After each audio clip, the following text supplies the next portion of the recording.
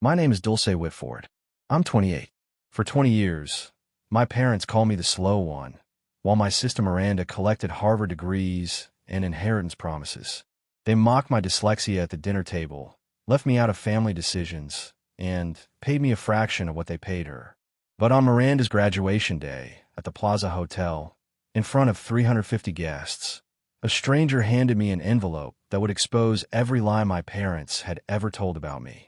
What they didn't know was that Grandma had been watching the whole time. She saw everything, and she'd left me something that would flip the entire Whitford empire upside down.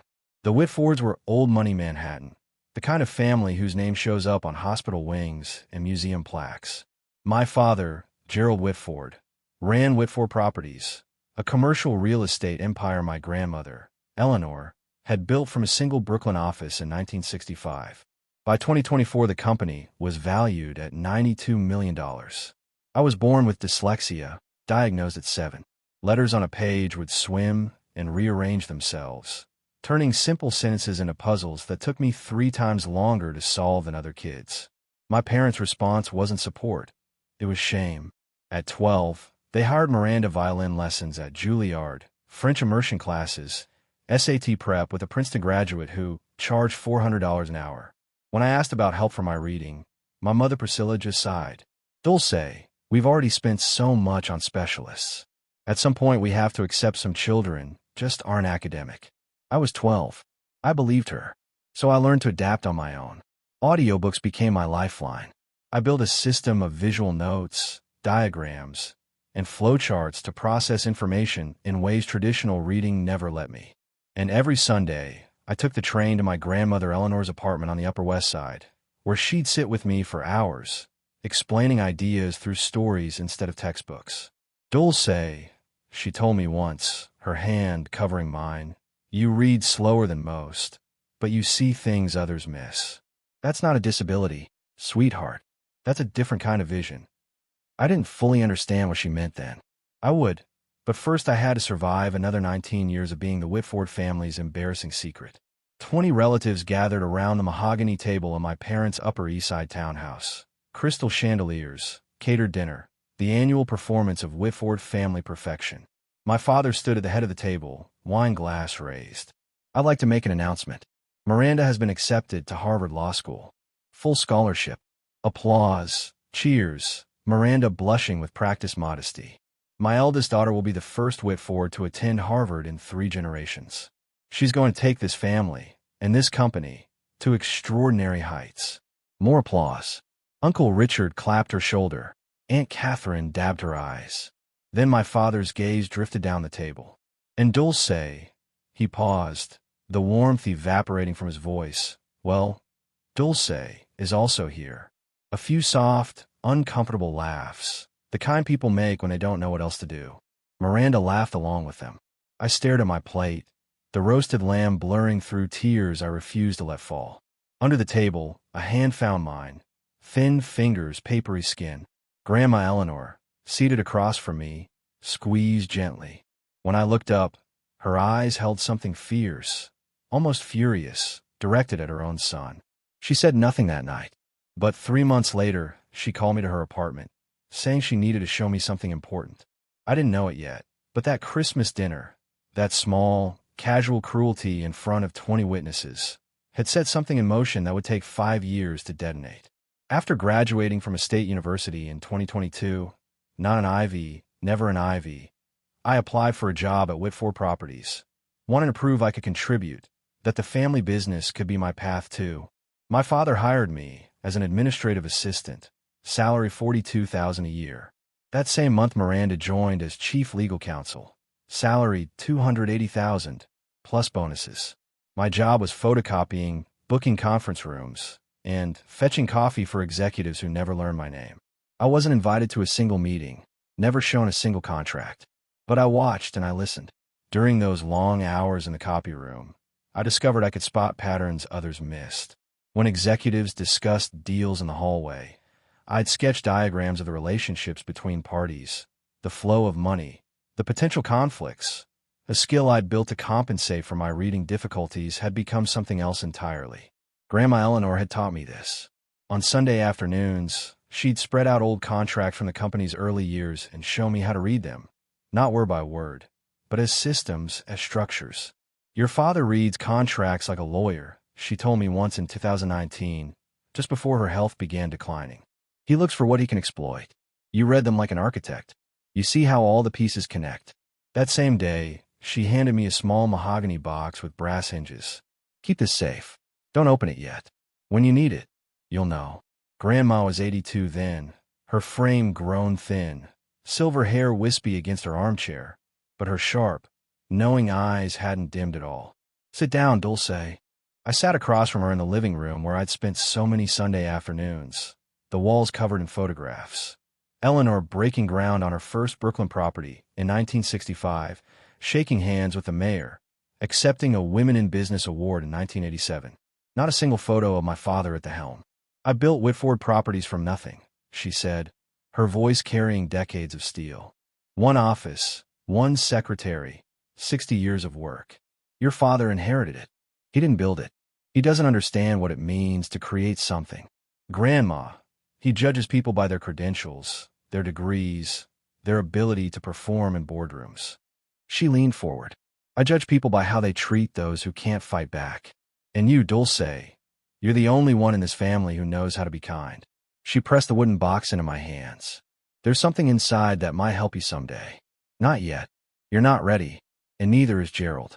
When the time comes, when he shows you exactly who he is, you'll know what to do.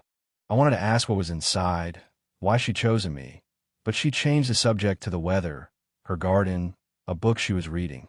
18 months later, she was gone. Pancreatic cancer. I held her hand in hospice, the only family member at her bedside. The box stayed unopened in my closet. April 2024. The email arrived on a Tuesday. Subject line, position restructuring, confidential. Dear Ms. Whitford, as part of our ongoing organizational optimization, your current position will be eliminated effective July 1st, 2024. HR will contact you regarding severance options. I read it 3 times. The letters swam, rearranged, and settled back into the same devastating message. They were firing me. That evening I stayed late, organizing files no one would ever look at. Through the thin wall by my father's corner office, I heard voices, Gerald and Priscilla. Can't have her here when Miranda takes over, my father was saying. It looks bad. The CEO's sister working as a secretary. People will ask questions. What kind of questions? Why she's not in leadership. Why we haven't promoted her. Why she's the way she is. My mother's response came soft, almost gentle. We've done everything we could for her, Gerald. Some children just don't have what it takes. Exactly. So she needs to go. We'll give her a generous severance. Something more suited to her abilities. I pressed my palm against the wall.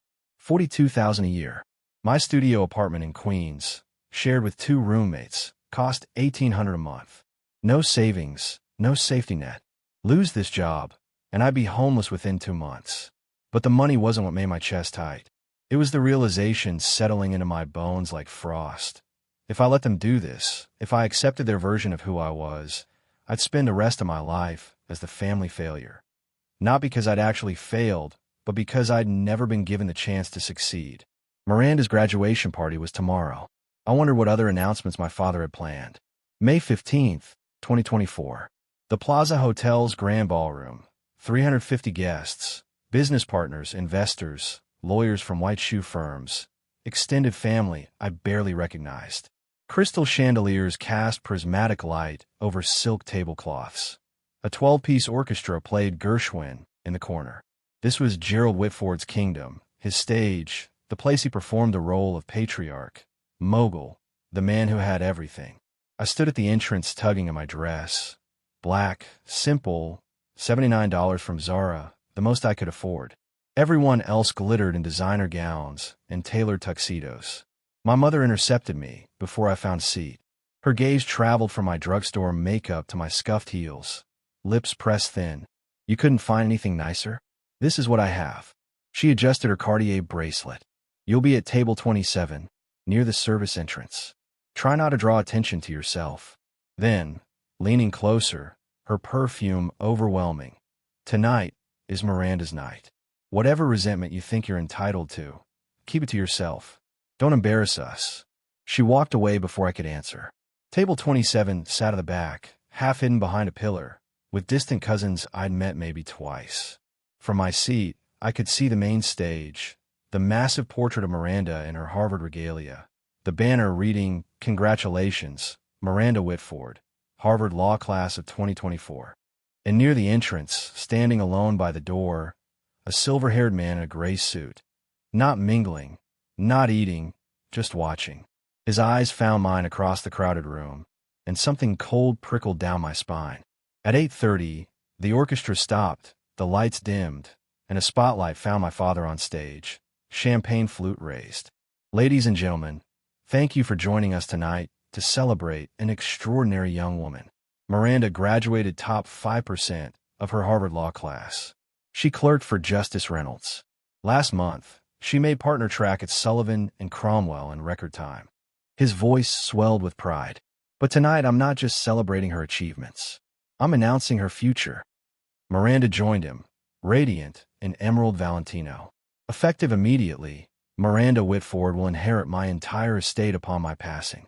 This includes our family residence at 740 Park Avenue, currently valued at $13 million. A Tesla Model S Plaid. And most importantly," he paused for effect, "the position of CEO of Whitford Properties, when I retire." The room erupted. A standing ovation, camera flashes, Miranda dabbing at her eyes with performative grace. 350 people celebrating, and not one glanced at table 27. The cousin beside me leaned over. "Dulce, right? So what does that mean for you?" I opened my mouth, closed it. What could I say? That I'd just been formally erased from my own family. That the termination letter in my inbox was only the beginning. That every fear I'd ever had about being worthless had just been confirmed in front of everyone who mattered. As the applause died down and Miranda hugged our father amid the camera clicks, the silver-haired man began walking toward me, slowly, deliberately, like he'd been waiting for this exact moment. Up close he was older than I'd thought, early 60s, deep-set eyes, the careful posture of a man who'd spent his life in courtrooms. "Miss Whitford, that's me." I straightened. "Can I help you?" "My name is Jonathan Ellis." He pulled a cream, embossed card from his breast pocket. "Morrison and Blake, attorneys at law. I was your grandmother's lawyer." The words hit like a punch. "My grandmother passed away 3 years ago." "I'm aware." He didn't sit, didn't soften. "She left something for you, with very specific instructions about when to deliver it." From inside his jacket he produced a cream envelope, heavy stock, sealed with red wax bearing a notary stamp. "What is this?" "Her will. The real one." His voice dropped. "The one your father doesn't know exists." I stared at the seal.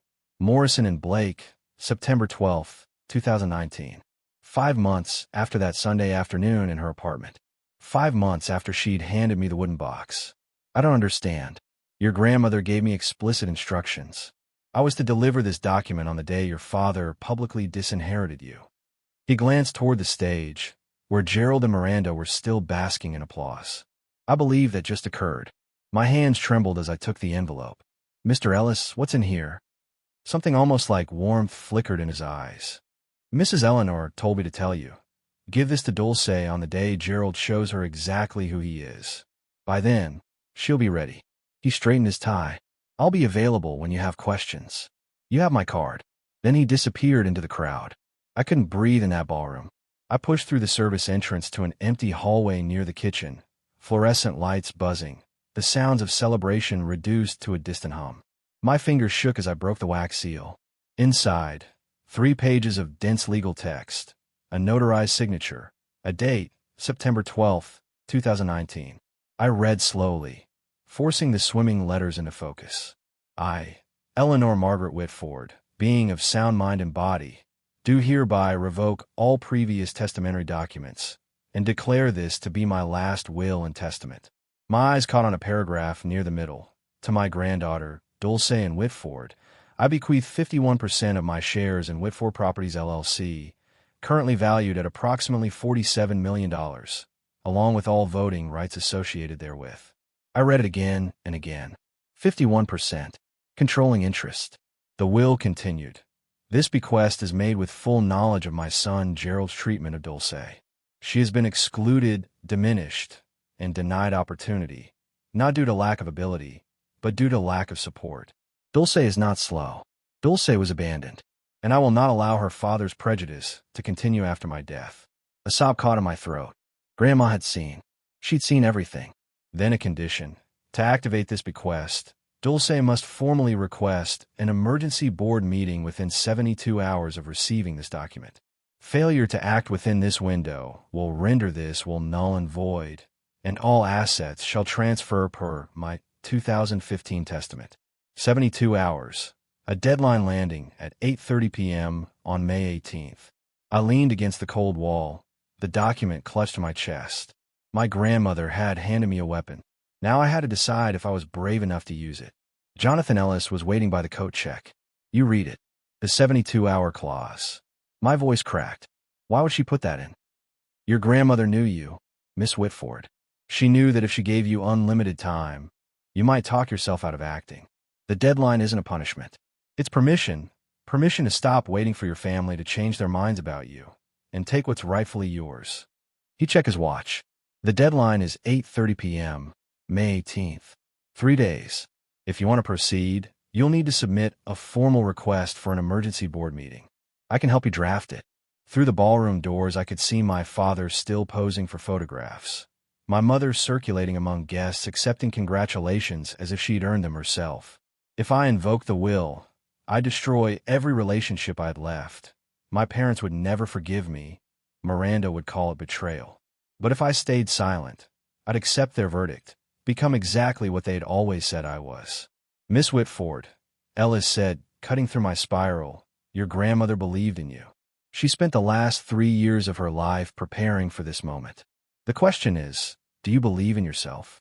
I looked at the will in my hands, at the elegant signature of the woman who'd held my hand under Christmas tables and taught me to read contracts like architecture.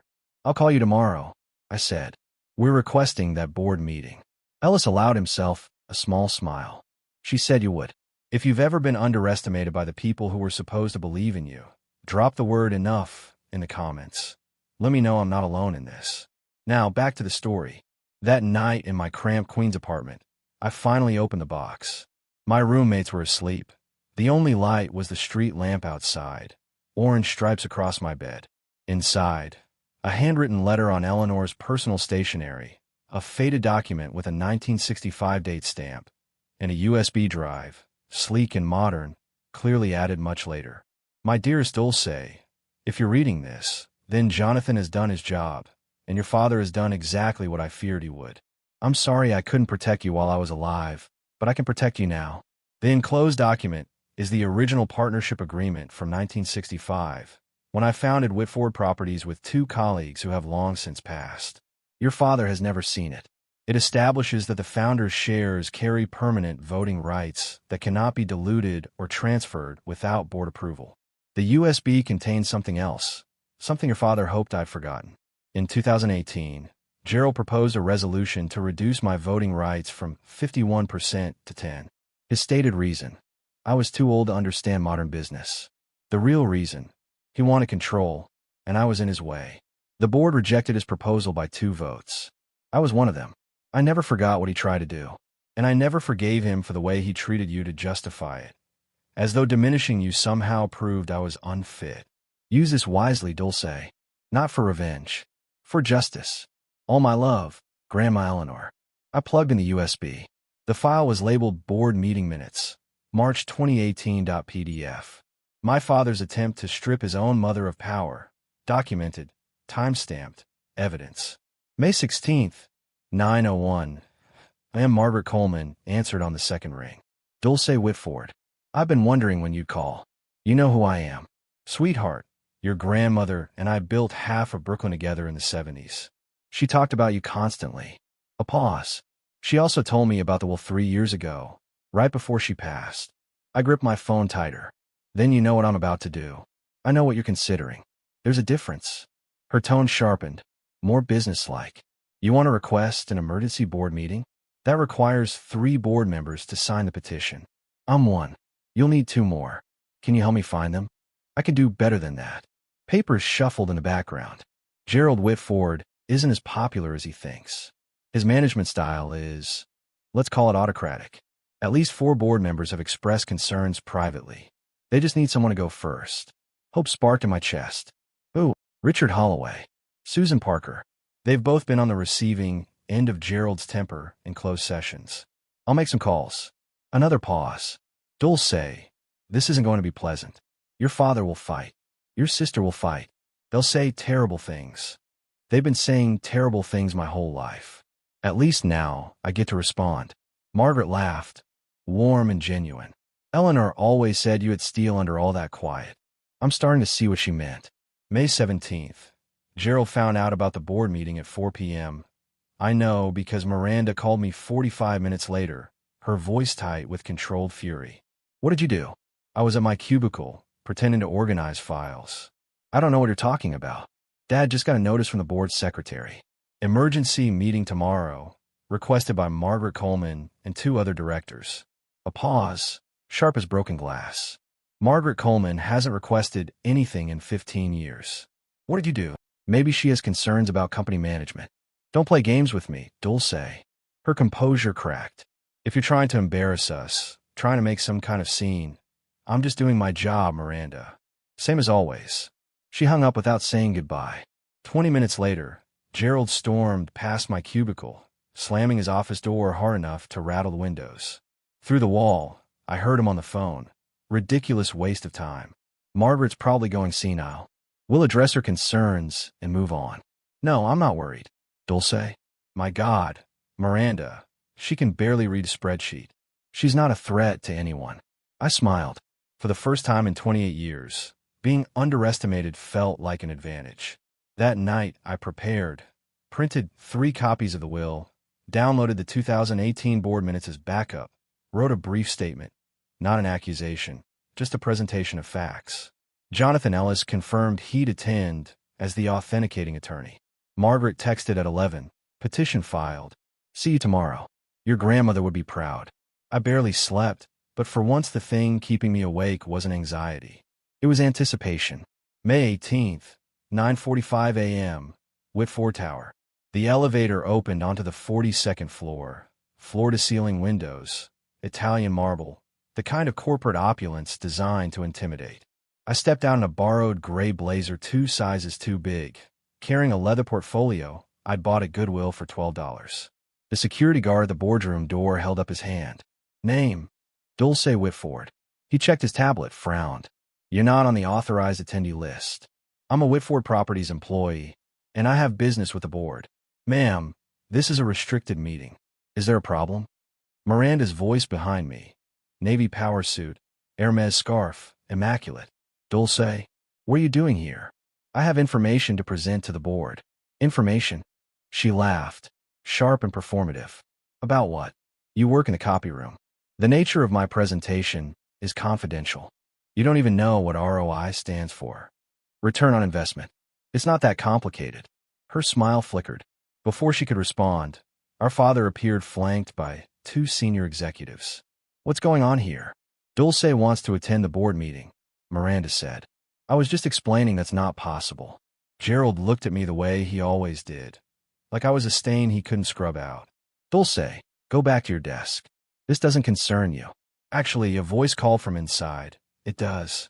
Margaret Coleman appeared in the doorway, 72, silver-haired, standing with the quiet authority of someone who'd been building empires when Gerald was still in diapers.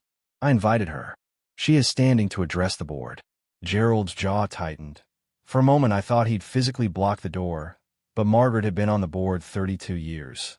Her authority in that room exceeded his. Fine, he said, ice in his voice. Let her speak. We'll see how long it takes before she embarrasses herself. The boardroom was smaller than I'd imagined.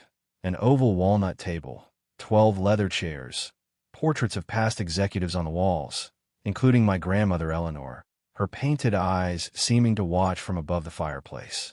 12 board members took their seats, Gerald at the head, Miranda beside him, positioned as heir apparent, though not officially a board member. I was directed to a chair at the far end. In the corner, Jonathan Ellis caught my eye and nodded once. Robert Hartley, the board chairman, called the meeting to order. This emergency session was requested by Margaret Coleman, Richard Holloway, and Susan Parker. Margaret, you have the floor. Thank you, Robert. I'll keep my remarks brief. She gestured toward me. The matter concerns a document that's recently come to light, one that affects the ownership structure of this company. I yield my time to Miss Dulce Whitford. All eyes turned. Miranda smirked. Gerald leaned back with theatrical boredom. I stood. My hands were steadier than I expected. Thank you, Mrs. Coleman, and thank you to the board for allowing me to speak. What I'm about to present may come as a surprise. I ask only that you listen to the evidence before reaching any conclusions. Before I could continue, my father raised his hand. I'm sorry, Robert, but before we waste the board's valuable time, I need to provide some context. He stood, buttoning his jacket with deliberate slowness. Dulce is my daughter, and I love her, but she's not qualified to address this board on any business matter. She works in an administrative role. No legal training, no financial background, no strategic experience. Miranda chimed in, tone dripping with false sympathy. Dulce also has dyslexia. She struggles with reading. We've tried to support her, but, she shrugged elegantly, some limitations can't be overcome with effort alone. A few board members shifted uncomfortably. What we're seeing here, Gerald continued, is a troubled young woman acting out, perhaps due to the announcement at Miranda's graduation party. Sibling jealousy. Mr. Whitford. Hartley's voice cut through like a gavel. You'll have an opportunity to respond, but Miss Whitford requested this time, and she's entitled to use it. Gerald sat, his expression promising consequences. Miranda mouthed, You're embarrassing yourself. I looked at them both and felt something shift inside me. Not anger, something colder, clearer. They weren't trying to protect me. They weren't even trying to protect the company. They were trying to protect their version of the story, the one where I was nothing. Thank you, Mr. Hartley. I won't be discussing my reading ability today. I'll be discussing this. I held up the will. The room went silent. This is the last will and testament of Eleanor Margaret Whitford, founder of this company, notarized September 12, 2019. Gerald's face drained of color. That's impossible. My mother's will was executed in 2015. I have a copy. You have a copy of her previous will, I said, keeping my voice level clinical. Under New York estates law, a subsequent valid will automatically revokes all prior testamentary documents. This will was executed 4 years after the one you possess. I slid it to Hartley. Mr. Ellis, would you please confirm the authenticity of this document? Jonathan rose. I'm Jonathan Ellis, partner at Morrison & Blake. I serve as Eleanor Whitford's personal attorney from 2008 until her death in 2021. I can confirm this will was executed in my presence, witnessed by 2 independent notaries, with the original held in escrow, a Chase private client. Hartley studied it, eyebrows rising. This will bequeath 51% of Whitford Properties shares to you, Miss Whitford. Murmurs rippled around the table. That's a forgery, Miranda said, but her voice had lost its confidence. It's not, Jonathan replied immediately, and I'd advise against accusations of fraud without evidence. Morrison & Blake's reputation speaks for itself. Gerald slammed his palm on the table. This is absurd. My mother was ill. She was being manipulated. Manipulated? I pulled out my phone. Perhaps you'd like to explain this. I pressed play. My father's recorded voice filled the room. Eleanor is 81. She doesn't understand modern business. I moved to reduce her voting rights to 10%. Silence. Absolute. That recording, Gerald said, face turning a mottled purple. That was a private board discussion. She recorded it, as was her right as a shareholder, I said steadily. Hartley set down the will, his expression hardening. Miss Whitford, would you read the relevant passage aloud, for the record? I nodded, took a breath. To my granddaughter, Dulce and Whitford, I bequeath 51% of my shares in Whitford Properties LLC, along with all voting rights associated therewith. This bequest is made with full knowledge of my son, Gerald's treatment of Dulce. She has been excluded, diminished, and denied opportunity, not due to lack of ability, but due to lack of support. Miranda made a choking sound. Dulce is not slow. Dulce was abandoned, and I will not allow her father's prejudice to continue after my death. I looked directly at my father. Gerald has confused credentials with character, degrees with worth. He tried to strip me of my voting rights because I saw through him. He marginalized Dulce because she reminded him of the kind of person he refuses to be. He said nothing, his hands trembling. The will concludes, I built this company from nothing. I choose who carries it forward. I choose Dulce. Hartley removed his reading glasses. Jonathan, can you confirm this document is legally binding? I can. The 2015 will is superseded. As of this moment, Dulce Whitford is the majority shareholder of Whitford Properties. Margaret smiled quietly. And for the first time in my life, I watched my father look at me with something other than dismissal. It was fear. This doesn't prove anything, Miranda said, voice turning brittle. Even if the will is valid, which we'll contest, Dulce has no business experience. She can't run a company. I'm not asking to run the company, I told the full board. I'm asking you to examine the facts. I pulled the 2018 board minutes from my portfolio. March 14, 2018.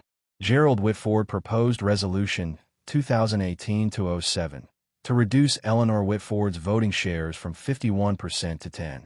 His stated rationale: the founder is no longer capable of understanding modern business operations. That was taken out of context, Gerald started. It's evidence, I cut him off, that my grandmother wasn't suffering from diminished capacity when she wrote the 2019 will. She was protecting herself from her own son, and she was protecting me. Hartley looked around the table. Does anyone else have documentation contradicting what's been presented? Silence. Gerald. Nothing. Miranda. My sister stared at the table. Her composure cracked entirely. Richard Holloway spoke up. Robert, I think we need to recess and have legal counsel review these documents. Agreed. We'll reconvene in 15 minutes. Gerald didn't move, staring at his mother's portrait on the wall. I wondered if he could feel her watching. 15 minutes stretched into 45. The board's counsel, a thin man named Patterson, spent the whole time on the phone with Morrison and Blake, Chase's private client, and the state records office. I sat alone at the end of the table. Jonathan brought me water. Margaret patted my shoulder as she passed. Gerald and Miranda huddled in the corner, their whispered argument growing heated. Finally, Patterson whispered in Hartley's ear. His expression flickered, surprise, then resignation. Please take your seats. Our legal counsel has confirmed the following. Hartley read. The will presented by Miss Whitford is valid under New York state law. It supersedes all previous testamentary documents. Effective immediately, Dulce Whitford holds 51% of Whitford Properties shares. Someone inhaled sharply. As majority shareholder, Miss Whitford has the right to propose motions to the board, including matters pertaining to executive leadership. He looked at me. Miss Whitford, do you have any motions? I stood, heart pounding, voice steady. I have one motion. Gerald rose. Robert, this is... Sit down, Gerald, Hartley said, unexpected steel in his voice. Miss Whitford has the floor. He sat, face gone gray. I looked around the table at 12 people who, until an hour ago, had never considered me capable of anything. Now they waited for my decision.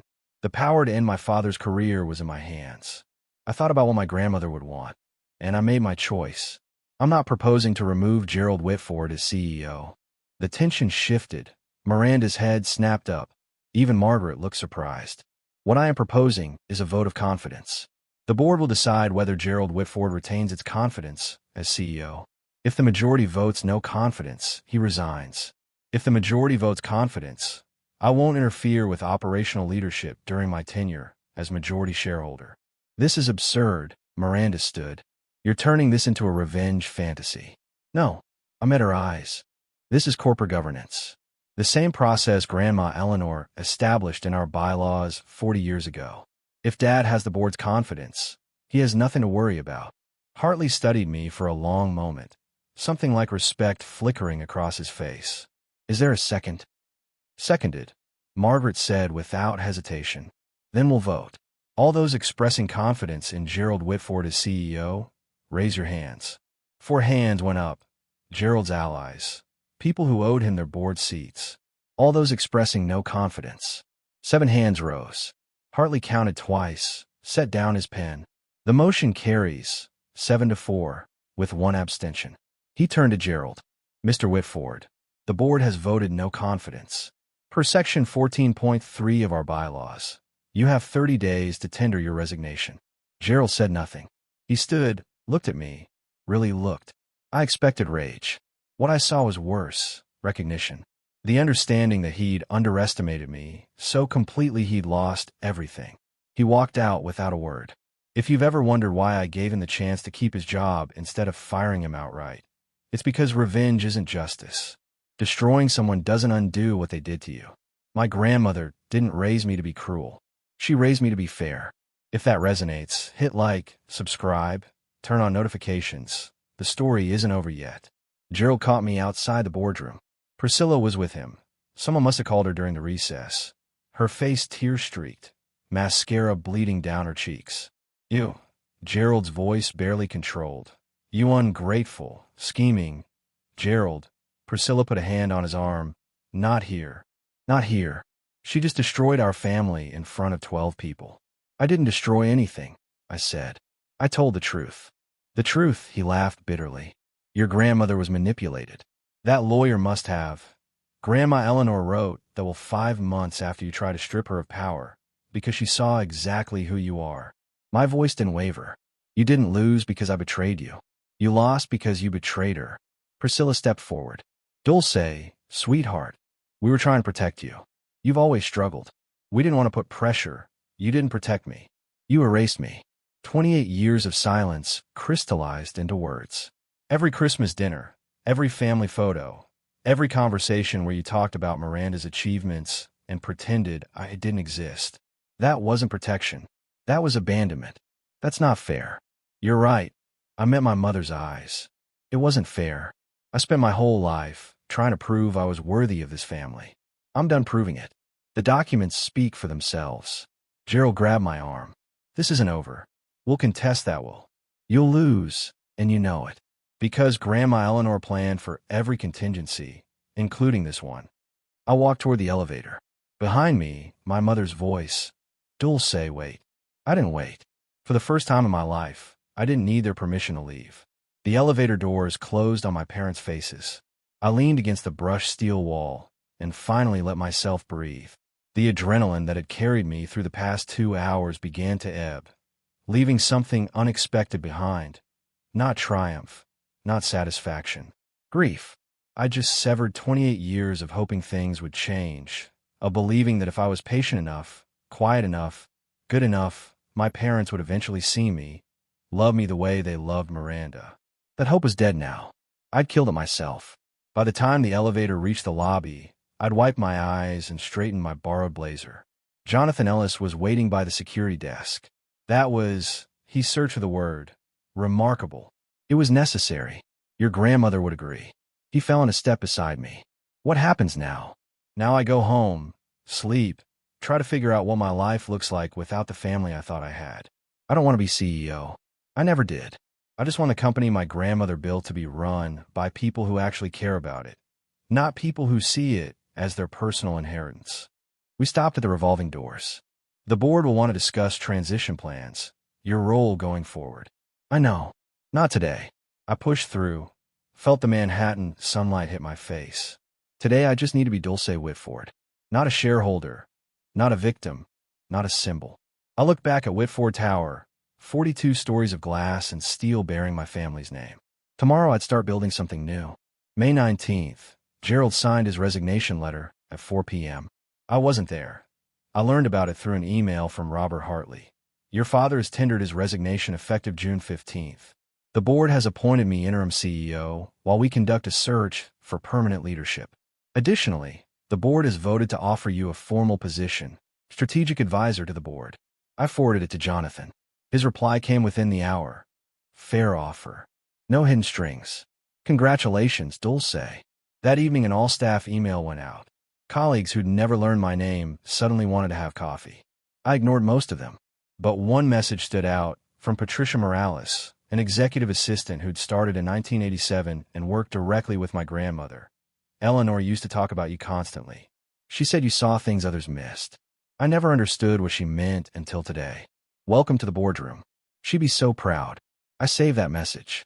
Some validation doesn't come from family. Sometimes that's better. A week later, the story went public. Whitford Properties shakeup. Founder's granddaughter takes control after secret will surfaces. It didn't name me directly, but anyone in Manhattan real estate circles knew exactly who it was about. Gerald and Priscilla canceled their appearance at the Metropolitan Museum Gala, citing health reasons. 3 investment partners requested meetings with me personally. We've had concerns about Gerald's leadership for years, one admitted. Your grandmother built something special. It's good to see her vision protected. Friends of my parents suddenly remembered previous engagements. Invitations dried up. The Whitford name, which had once opened every door on the Upper East Side, now carried an asterisk. I didn't celebrate their humiliation, but I didn't mourn it either. Margaret Coleman called Saturday morning. How are you holding up? I don't know yet. Ask me in 6 months. Eleanor would have handled it exactly the same way, the vote of confidence instead of termination. She always said mercy was the ultimate power move. I thought about that for a long time after we hung up. Mercy wasn't weakness. Mercy was choice. And for the first time, the choice had been mine. June 8th, 3 weeks after the board meeting, my phone rang. Dulce. My mother's voice sounded smaller than I'd ever heard it. Can we talk? Just us. We met at a coffee shop in Midtown, neutral territory. Priscilla looked older, the careful makeup unable to hide the exhaustion beneath. Thank you for coming. I know I don't deserve it. What do you want, Mom? To apologize. For the way we treated you. For the things we said. For the things we didn't say. Are you apologizing because you're sorry, or because everything changed? She flinched. Both, she finally admitted. I was so focused on Miranda's success, on maintaining appearances. I told myself we were protecting you from expectations you couldn't meet. But that was a lie I told myself so I wouldn't have to feel guilty. You let Dad call me worthless in front of family, in front of business partners. You never defended me. Not once. I know. I can never undo it. But Dulce, I don't want to lose you entirely. I don't know if that's even possible anymore, but I had to try. I looked at this woman who'd braided my hair as a child and forgotten my birthday as an adult. I can't pretend the last 20 years didn't happen, but I'm willing to try building something new, something honest. She nodded, unable to speak. It wasn't forgiveness, but it was a start. 2 months later, Miranda called while I was walking through Central Park. We sat on a bench near Bethesda Fountain, the August heat pressing down. Miranda looked different. The armor of perfection cracked, dark circles under her eyes. I've been in therapy, she said without preamble, since May. 3 times a week. Turns out being the golden child isn't actually a gift. It's a different kind of cage. She stared at the fountain. Dad expected me to be perfect. Every grade, every achievement was never enough. And the way they treated you. I told myself it was just how things were, that I was protecting you by not challenging them. You weren't protecting me. No, I was protecting myself, because if I defended you, I became a target too. That's not an excuse. It's just the truth. I just wanted you to know. I see you now. Really see you. And I'm sorry I didn't look sooner. We sat in silence, 2 sisters who'd grown up in the same house as strangers. I can't go back to how things were, I said finally, but I'm not interested in staying enemies either. Maybe we start over from scratch. Her eyes filled with tears. I'd like that. November 2024, 6 months after the board meeting, I moved into my own apartment in Brooklyn Heights. 1 bedroom, pre-war building, a view of the bridge my grandmother had walked across to her first office in 1965. I could afford the rent now, thanks to my new salary as Director of Sustainable Development at Whitford Properties. $185,000 a year, plus dividends from my shares. The title was my idea, a new division focused on green building practices and environmental impact assessments, the kind of innovation my grandmother would have championed if she'd lived to see it. Gerald calls once a month now, short and polite, asking about the weather, my apartment, my work. We both pretend the past didn't happen. It's easier that way. Priscilla and I have lunch every other week. Slowly, awkwardly, she's learning to see me as a person instead of a problem. It isn't the mother-daughter relationship I dreamed of, but it's honest, which is more than we'd ever had. Miranda and I get coffee some weekends, really learning each other for the first time. Neither of us pretends the past was okay, but we're writing a new story. On the wall of my apartment, I hung my grandmother's portrait, the same one that watched over the boardroom for 40 years. Sometimes, when the evening light hits it just right, I can almost see her smiling. You did it, Grandma. You gave me the tools. I just had to be brave enough to use them. 6 months ago, I was invisible. Now I was finally fully myself. Looking back, I understand something now I couldn't have at 27. My grandmother didn't leave me 51% of her company because I was better than Miranda. She left it to me because she knew I wouldn't let power corrupt me the way it had corrupted my father. Dyslexia isn't my flaw. It's part of who I am, like my visual memory, my patience, my ability to see patterns others miss. The things that made me slow in my parents' eyes were the same things that let me see the truth when everyone else looked away. Gerald judged worth by credentials, by degrees, by performance. Eleanor judged worth by character, by kindness, by how people treated those who couldn't fight back. Now, finally, I get to judge my own worth. Not by what my parents say, not by what my sister achieved, not by any stranger's opinion, by my own standard, my own truth. If you're watching this and you recognize yourself, if you've ever been the overlooked one, the dismissed one, the one they said would never amount to anything, you don't need a secret inheritance to prove your value. But you do need to give yourself permission to stop seeking approval from people who will never give it. Boundaries aren't walls. They're doors. My family hurt me for 28 years, but I didn't need to hurt them back to find peace.